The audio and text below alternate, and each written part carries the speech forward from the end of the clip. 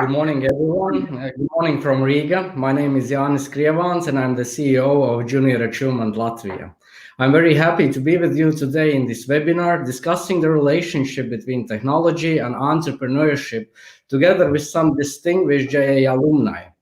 In the context of the global pandemics we are living through, the speed of digital transformation and technological innovation has been huge across all the sectors of activity. It has impacted education, it has impacted business creation, and of course, existing startups. Every single one of us has to adopt an entrepreneurial mindset to navigate through this crisis and turn it into opportunity. And we must to be ensured that all young people at school gets the chance to develop their entrepreneurial potential and a wide range of skills. In Latvia, we have seen that our JA alumni play an important role as ambassadors for future development of entrepreneurship education opportunities in our country.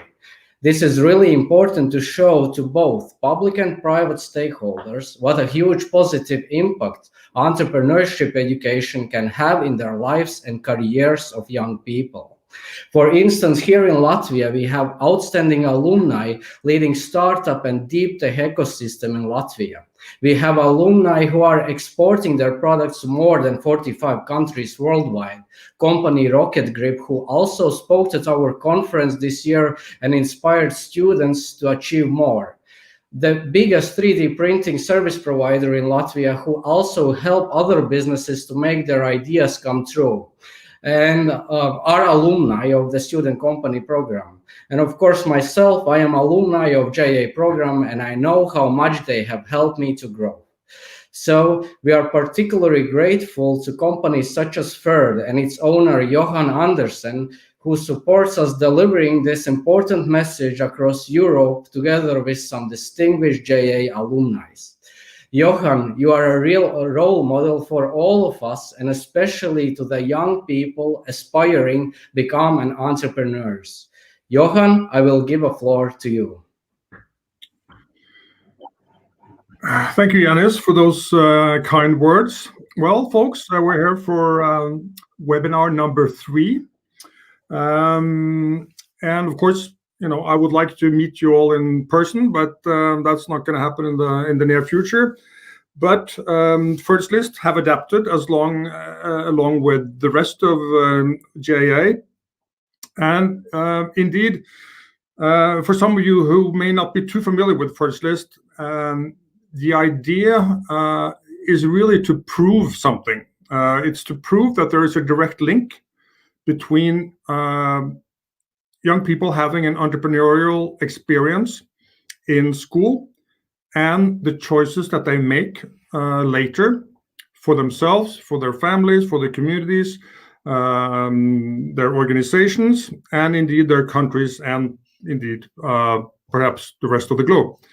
And my hypothesis was that these are better decisions, and therefore we need to showcase some of the examples, some of the living examples, some of the people who actually made these choices.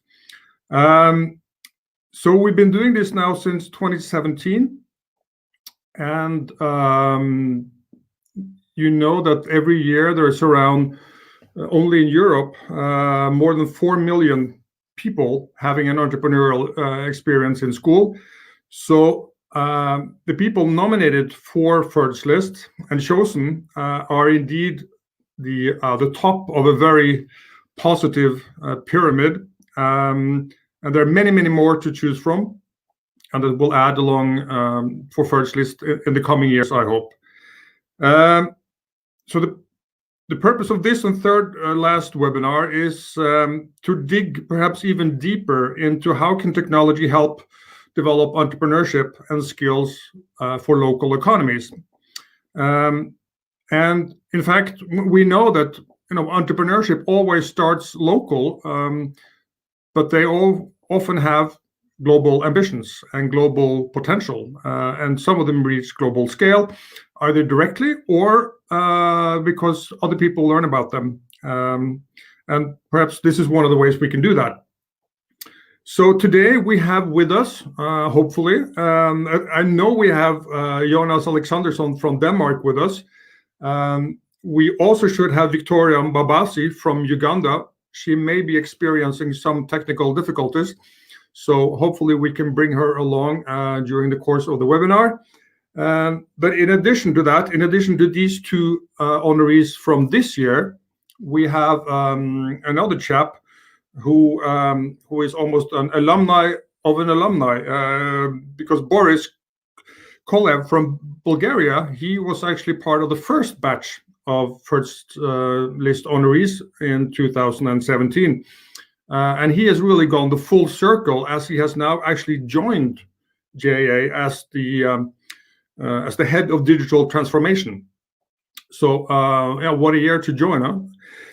So everyone, welcome. I hope this is going to be a lively webinar. Let's make it so. And let's now get introduced to the two distinguished honorees from this year. So roll a video.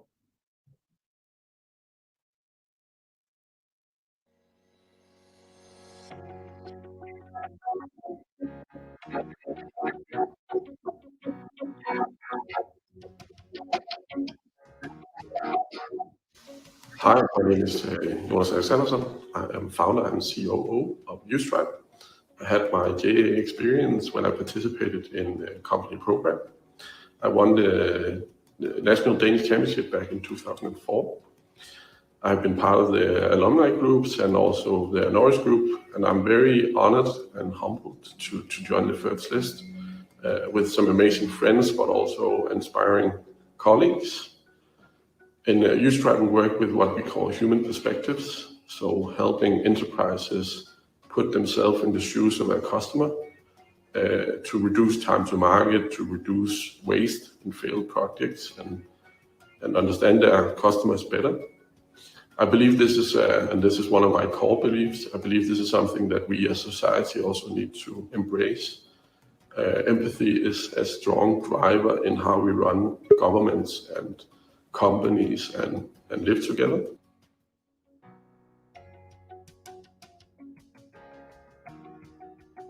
My name is Victoria Mbabasi. I'm a software engineer by profession, an entrepreneur, and a JA alumni from Uganda. I am the co-founder of Kawa To Go, a continental restaurant that has grown to serve over 150 clients daily around Kampala with a uniquely crafted menu offering. I'm also the founder of Kitchen Station, that is providing the food and beverage industry in Uganda with the resources that they need to grow their businesses and create job opportunities. My journey with JA started in 2014 when I participated in the Achievers Race organized by JA Uganda, where we were taken through how to build our ideas into business cases, with the key takeaway being that we should be job creators and not job seekers. I emerged as winner of the race, and with the business and financial support that I received from JA, I was able to start my first business in 2015. Being a part of the FERD's list of 2020 is truly humbling. Many a time we as youth are afraid that we're not smart enough, that we do not have the resources that are sufficient to start a business. But sometimes all you need to do is start. Start from where you are with whatever you have. JA is at the heart of my business journey, and through the initiatives that I run, Uplifting the Youth is now at the core of our work. We believe that by contributing towards empowerment of the youth in our communities, we will start to see youth building businesses and living self-fulfilling lives.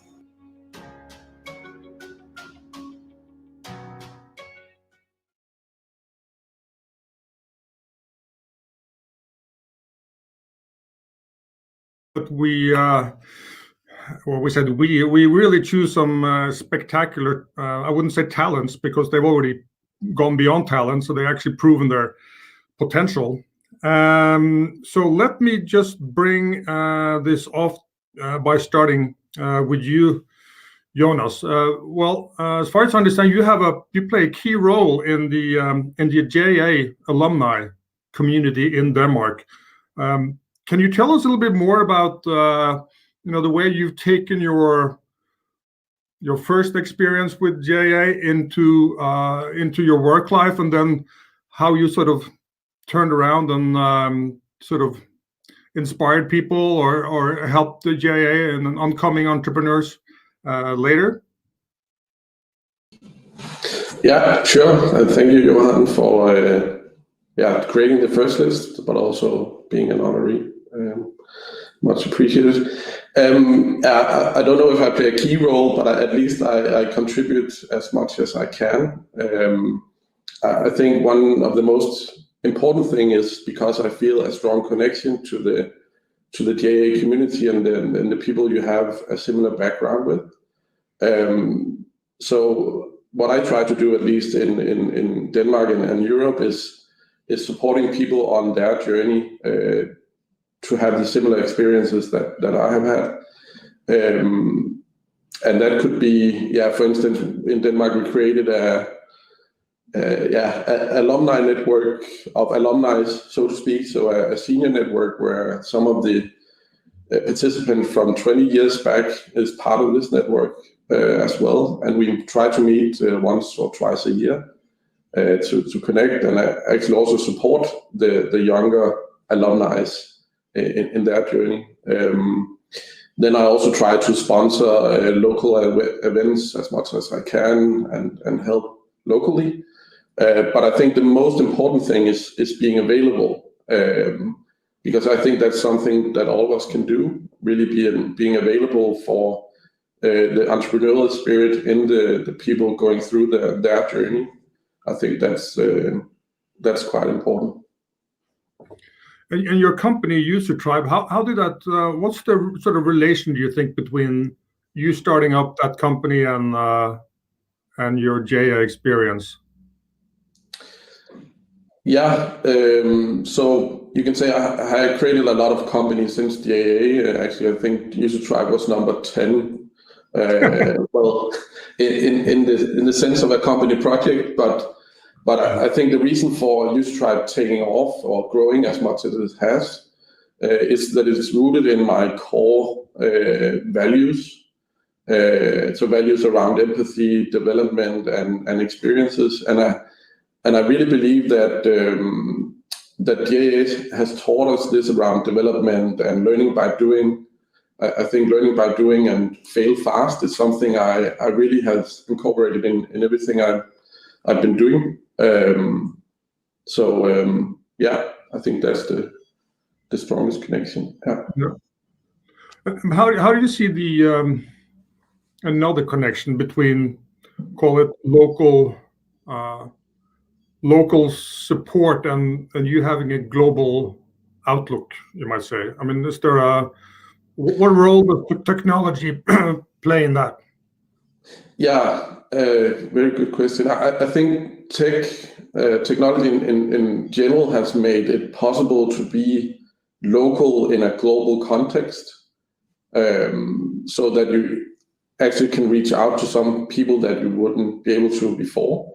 For instance, in User Tribe, we service our clients in more than 70 different countries around the world, in all continents. And we actually have local people working for us in most of these countries.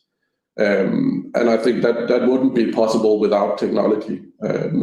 That's for sure.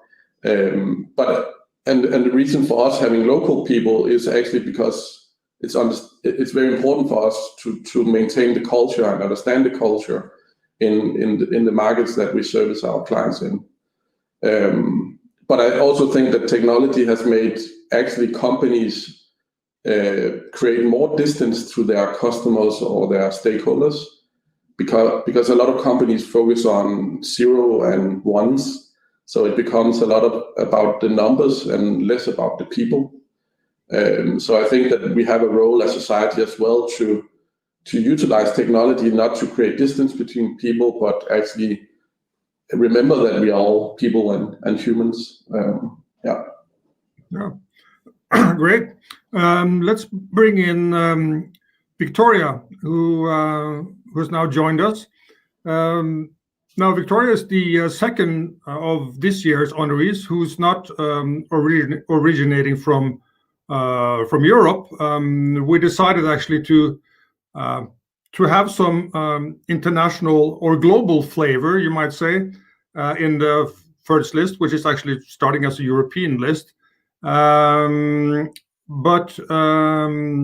there are certainly more people.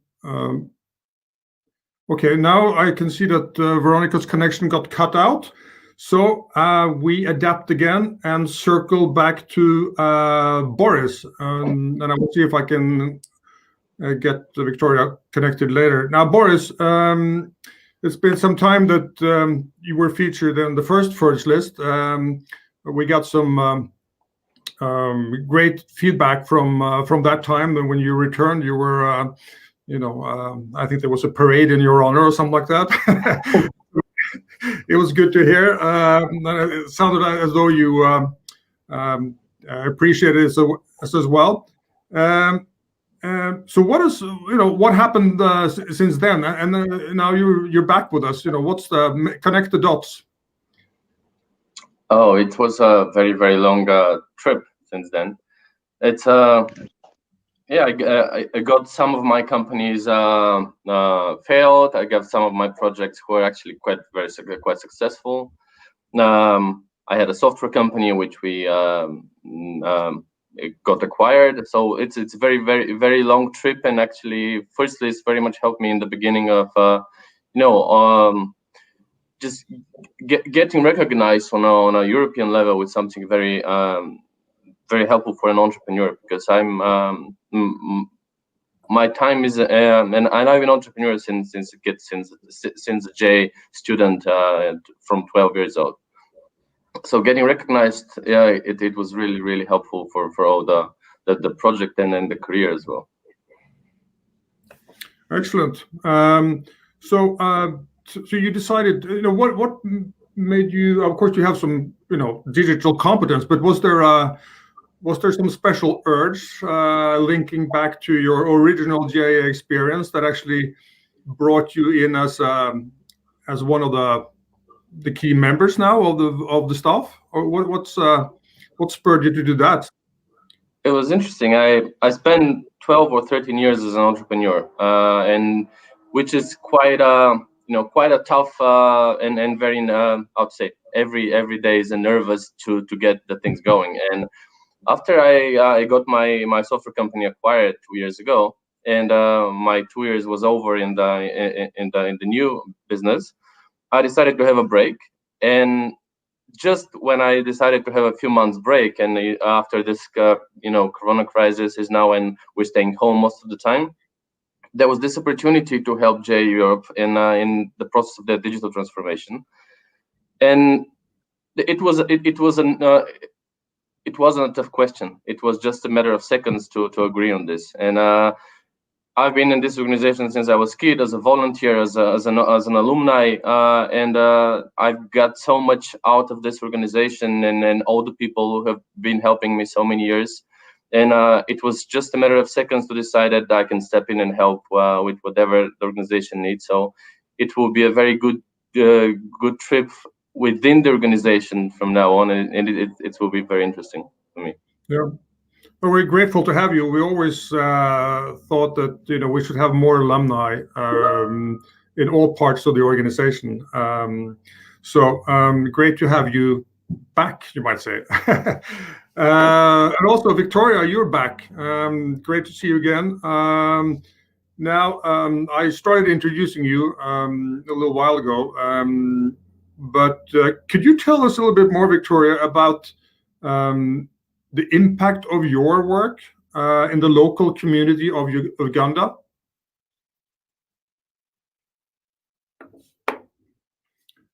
Okay, I'm not sure if we have her on. I think you need to unmute.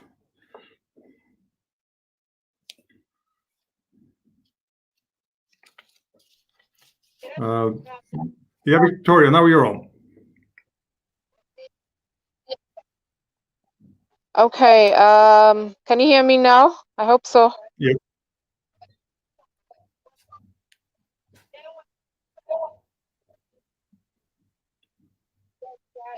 Hello? Awesome.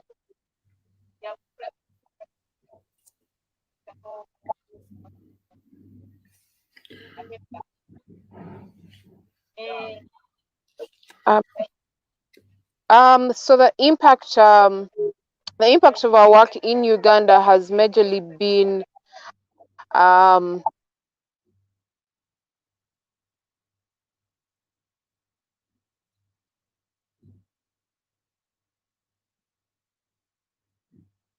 in the food industry.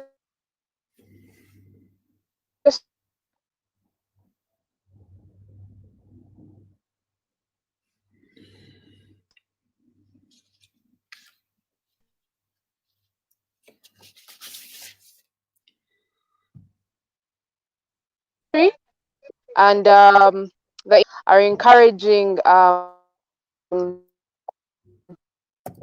youth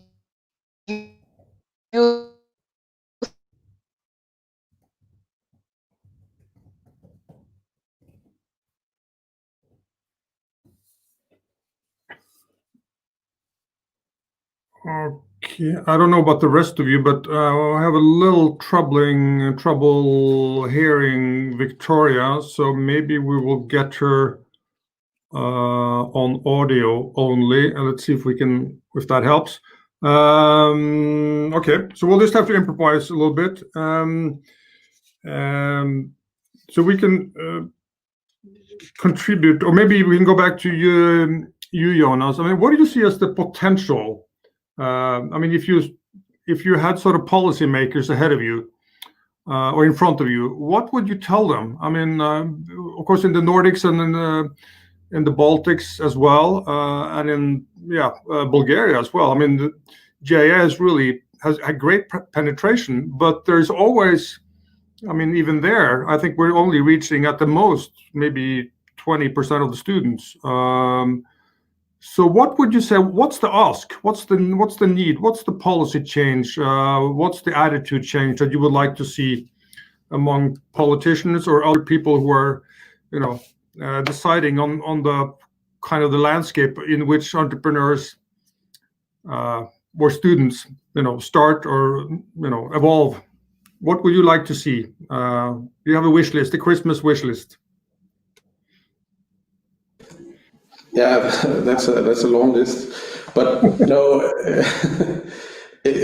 I would say, and obviously it's a difficult, but if anything was possible, I think I remember back in 8th grade, we had just 1 week of entrepreneurship in 8th grade, and that alone, I think, gave me some perspective of a different reality or different possibilities in the educational system. Otherwise, I think I would have ended up being an accountant or something.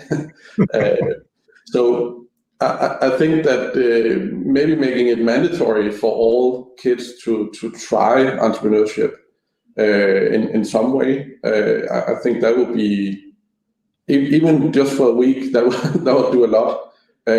Because I think at least in Denmark, the system is very much focused on the boxes that you are put in. And not all the opportunities that you actually have as a human being. So I think that could help a lot, just making it mandatory for all to try. Yeah. Okay. And do you think? I mean, the JA programs were initially they were devised, some of them almost 100 years ago. Of course, they've been developed a lot. But is there like a technology component that is, I wouldn't say missing, but underutilized, or at least in terms of educators or policymakers? Do they really understand the way this can be distributed, or is it?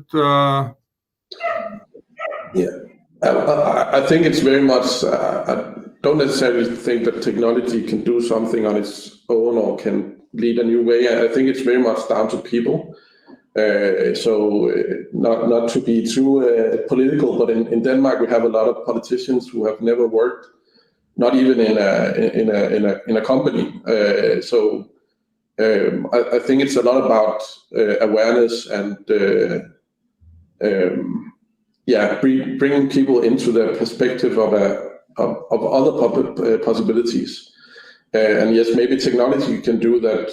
Like we have it here, we can raise awareness around some role models or some initiatives, but it really comes down to the people, both locally and globally, that the people making the decisions needs to be aware of the impact and the possibilities. Yeah, I happen to agree with you there, because there are some that wants to go like all digital all the time, but I think there's a component which can only, somebody has to do something physically somewhere. We can't only, cut our own somebody hairs digitally. There is a physical component here that we'll hopefully return to in the not so distant future. Okay, let's see. Looks like we have Victoria back with us, at least. I don't know how the connection is, but Victoria, if you can hear us, so please continue where you left off. Tell us some more about the impact of your work in Uganda.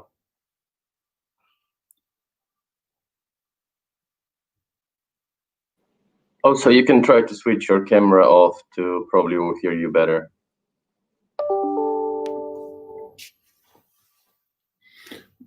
Yeah, Victoria, if you can hear us, if you turn off your camera and go audio only, see if that works. If you can.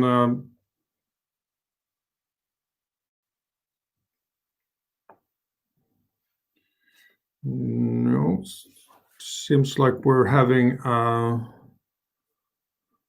and it's not even Friday the 13th yet. So, okay, well, yeah, there is a delay. Okay. So Victoria, please go ahead whenever you have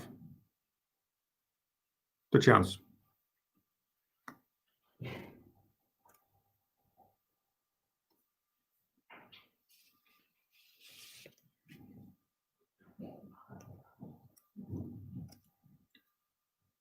Okay, it looks like we're still having some delays and challenges there.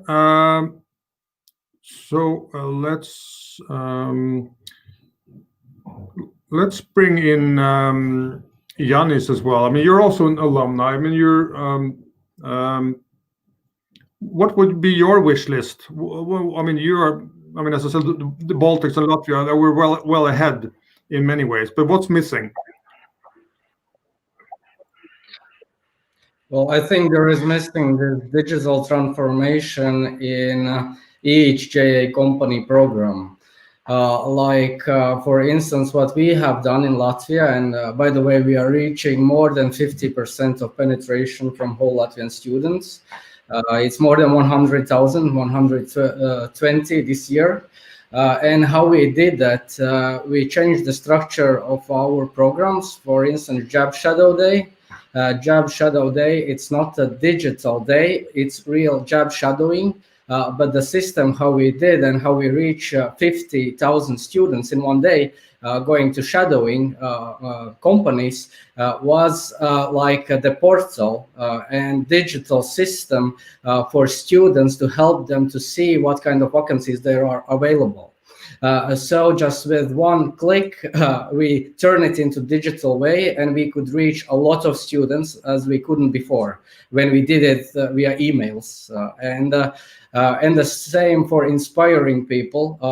Like this year actually was also a turning point because of COVID crisis. We used to organize it's the biggest entrepreneurship conference in Latvia. Last year there was 5,600 participants in place, and this year we were quite shocked that we can't do it anymore in place because of COVID, and we turn it into live, so online. It was like partly exactly in place. There was just 100 participants in the room, and all the rest were online, and we reached 100,000 viewers. So it was huge, and it also helped us to develop. And next year we have already planned to continue this kind of approach, digital approach instead of physical, because this is the way how we can reach those students.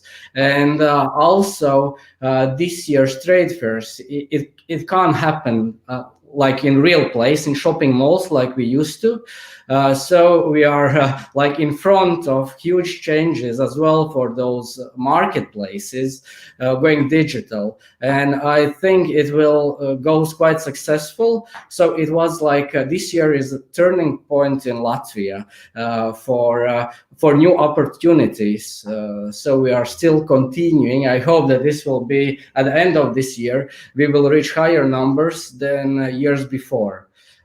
So this is what we and how we do, and also we have to be more appealing for students instead of being this like educational system. They have educational system in classrooms, which is quite boring. So we have to be for them more appealing, more stylish, more that they are willing to join us. Not because they need, not because it's mandatory, because they feel they want it, that they want to join us.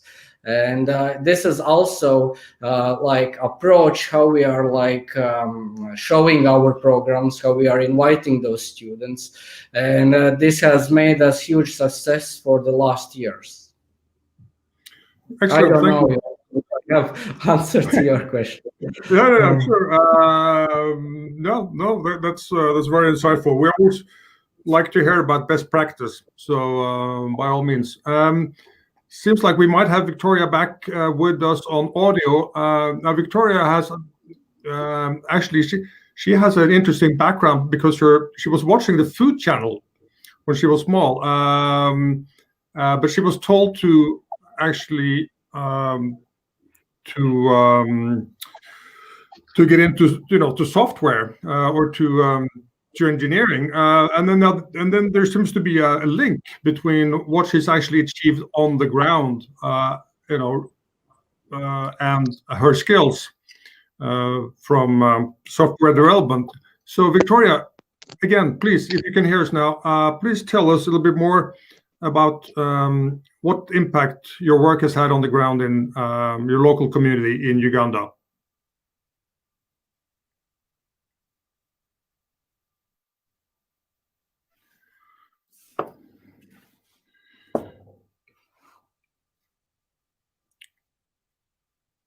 Okay, seems like there is a market opportunity for some networks in part of Uganda. Looked like Victoria was out in the field somewhere, basically on the ground. So we are still not reaching her. But Victoria, why don't you break in when you can, or David, just bring her in. Hello, can you hear me now? Yes.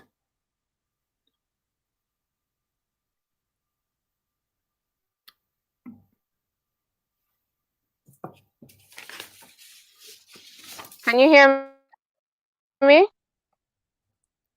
Yes.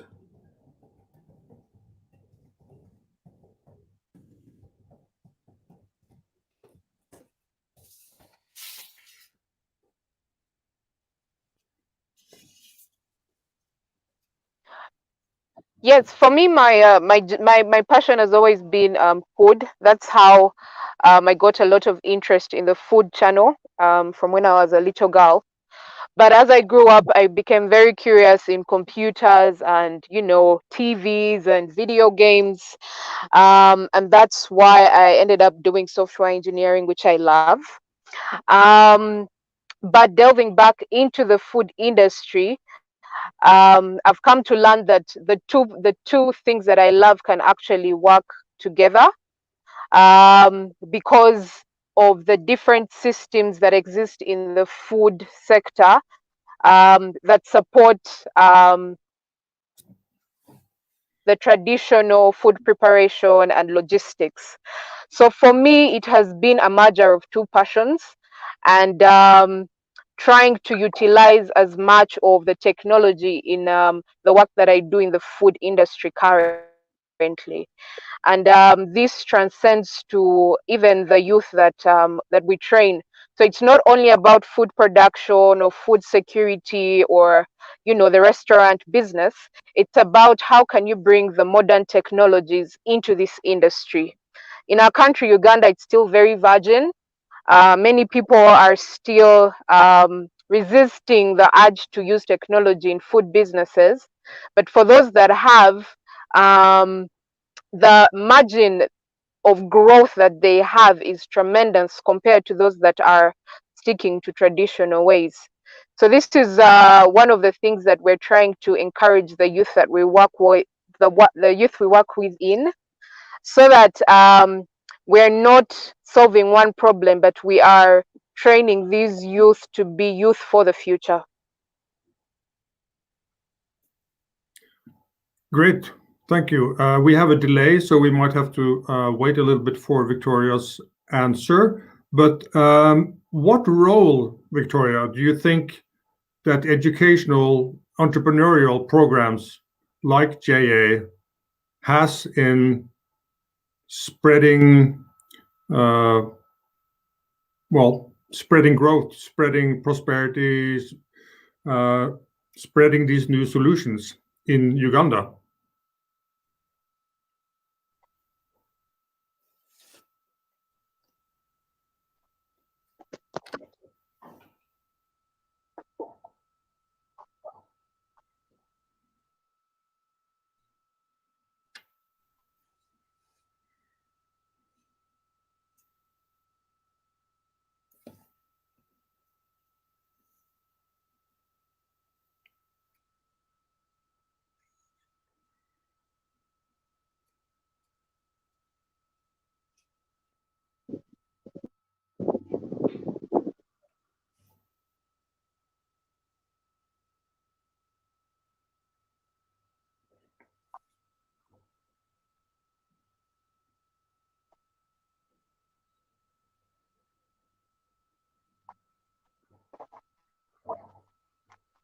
Lordy.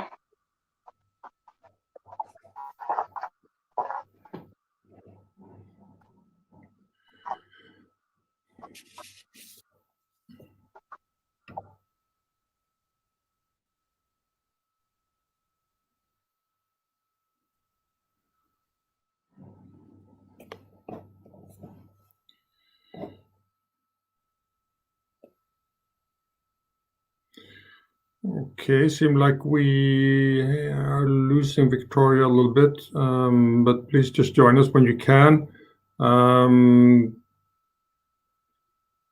I will just share an anecdote then with regards to Uganda, because Uganda was actually one of the countries that NORAD, the Norwegian aid arm of the government, actually helped push JA programs directly from Norway into Uganda.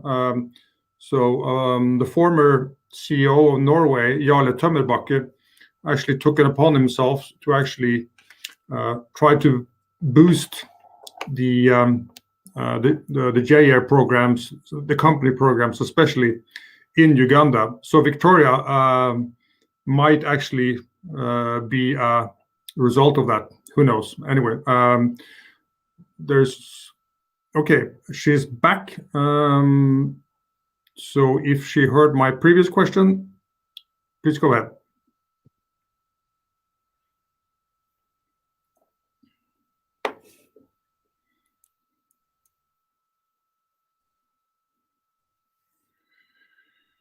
I hope you can hear me. So yes, JA has been at the center of everything that I've done in business, and this has given shape to the programs that we use now, even for the youth in the food industry. So we work concurrently with JA Uganda to ensure that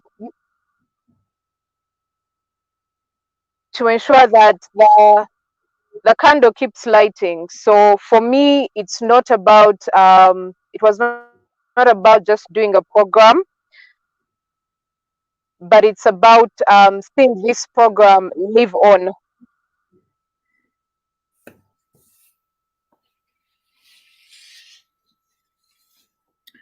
Great, thank you. We always great to hear that. And in terms of impact, these programs are cutting the boundaries. They're cutting the boundaries of traditional education, where people can now, involve themselves in practical businesses.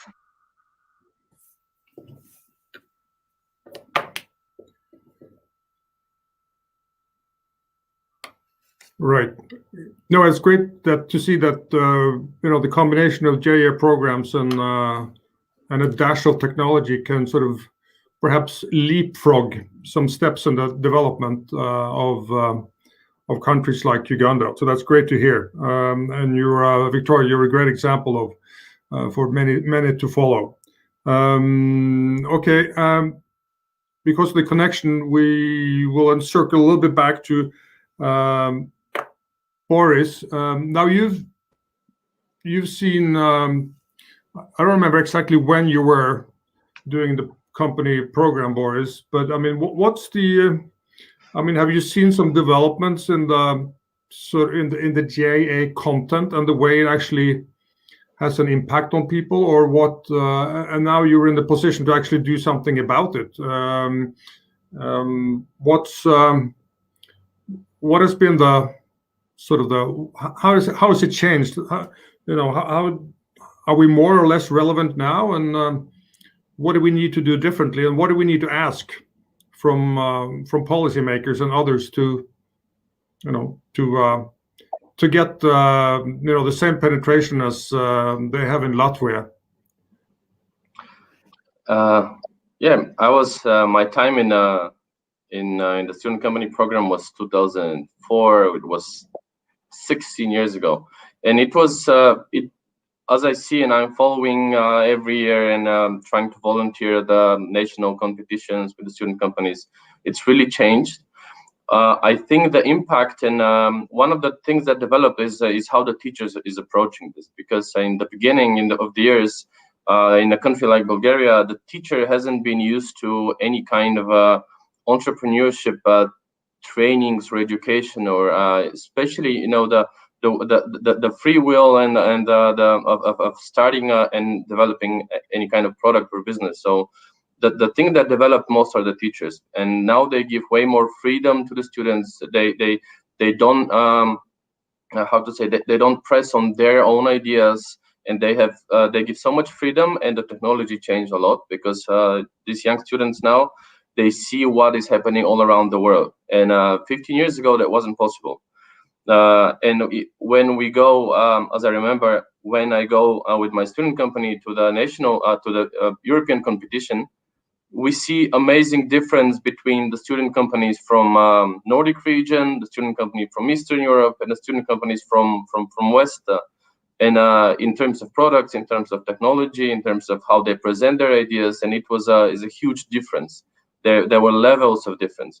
And nowadays, it's the student company from Eastern Europe can easily be very good in this and can compete on the same level as everyone, because internet is it helped a lot. So what we can embrace more is really the getting more technology into the program, getting more freedom, and to train more the teachers to be more as the mentors instead of just teaching the material, and yeah, giving more freedom to the students.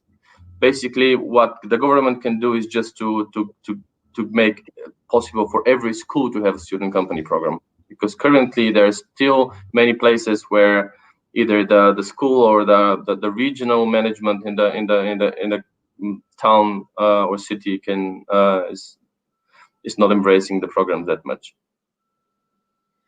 Yeah, no, I agree that is actually a tricky question, whether one should make it compulsory or not. I know some have tried that and they like it, while other things it needs to be, I don't know, you need to have sort of the drive, the fire in the belly type of thing that actually makes, and that will sort of then follow into the way the students work. So we see that in Norway as well, that where we see that everywhere, where you have good educators, good teachers, who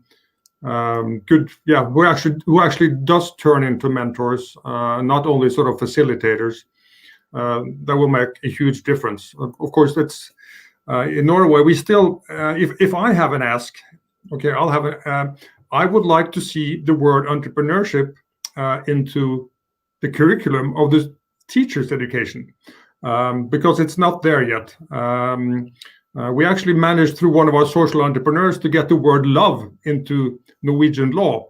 That's a long story, but I mean, it should be a much lower threshold to get the word entrepreneurship into the teacher's education. I think that would, at least, not that we should make every teacher an entrepreneur or a mentor or something like that, but at least that they have a feel for it, and an understanding for what's happening out there, and the tools and the opportunities, and also I think the way that one of the reasons why I actually started First List was because I think it makes a difference, or I think this educational entrepreneurship opportunity makes a difference not only for people like Jonas and Victoria and Boris and Janis and others. It actually makes a difference for those who are perhaps a little bit more, I don't know, insecure, who don't really know what they're going to do. They don't really know what they're good at, what they're perhaps not so good at. Well, actually, that they know. But so it actually makes perhaps more of a difference for those who are less comfortable and really haven't found their way yet. So at least that, and I think bringing along those people and seeing the potential in them, unleashing the potential in them, is as important as unleashing the potential in people like you guys who who could be leading unicorns and stuff like that. So anyway, so that was my little my little wish. I think it's a small wish, but it seems difficult to accomplish. Anyway, but Jonas, I mean, what is in Denmark? What are you doing? Do you see something in Denmark that you're doing better than other countries, or something that you would like us to, I don't know, something you like to share that we could adapt? I'm thinking now about. Yeah, that's a very good question. I actually don't know as much about the programs in the schools anymore, but I think that one thing that we're doing great in Denmark, at least, is the alumni sticking together as much as possible for as long as possible. So having people who participated 20 years ago or more that meets up every year, I think that's I don't want to say it's like it needs to be a family, but it is kind of like you stick together, and by sticking together, you also show the opportunities for others to actually go out of your comfort zone, as you said, Johan. Because I think it's very much about finding yourself. It's not about finding what others are doing. So you need to find yourself in your journey in your life, and I think that we're good at that in well, at least we try to be good at that in Denmark, to show that, if you're working in a company, or if you're an entrepreneur, or if you're doing something social, or if you're not even working, that's fine. You're on your own journey. You can do whatever you think is right for you. But we are here to support you and support each other. I think that's something that could be utilized in other countries as well. In terms of the alumni and the alumni keeping in touch. Yeah, that's a very good point to leverage off that. And we have Brynhild, who is also on the FERD's list, who I'm sure you know from before, who is also an active alumni. I saw there was a flash here from the feed from Facebook, Mariana Tersidaki, who says, very important point, entrepreneurship for teachers. So yeah, let's put that on our to-do list, at least so they understand the word, and maybe get it into their curriculum as they educate themselves. Now we need to wrap this up. So I would just like to say thank you to all of those who joined, the honorees of today, Victoria, if you still can hear us, Boris, and everybody. And I would just like to say that we are now soon launching or asking for the nominations for the next year. So if you're listening, we need nominations from more countries. There are some countries that are very good at nominating, and others that are not as eager yet. But you have great alumnus out there. You have great potential people. Track them down and send them in as nominations, and we'll do our best. I will do my best to get them on the first list. So thank you very much. And now I will pass on to Janice for some concluding remarks. Yeah, thank you, Jan. And thank you all inspiring JA alumni. This is clear that entrepreneurs play a role in the economics recovery and technological progress resulting from the COVID-19 crisis. And we need to continue being vocal about the benefits of entrepreneurial learning opportunities for young people, because as we had seen, entrepreneurship education benefits both the young people and at an individual level, empowering them to reach their full potential, and as well as society as a whole by boosting economics development and technological innovation. And by the way, today, European Commission is organizing a digital education hackathon to come up with new solutions to improve education system across our continent. So maybe, who knows, there will be some topics also about entrepreneurship education. As a part of that initiative, Junior Achievement is organizing a STEM education hackathon, and you are all invited to follow these events on social media. And we look forward to the innovative outputs from these hackathons. So thank you everyone for joining us. Think positive, be agile, and stay healthy, of course. So wish you all the rest of the day. Nice rest of the day. Thank you.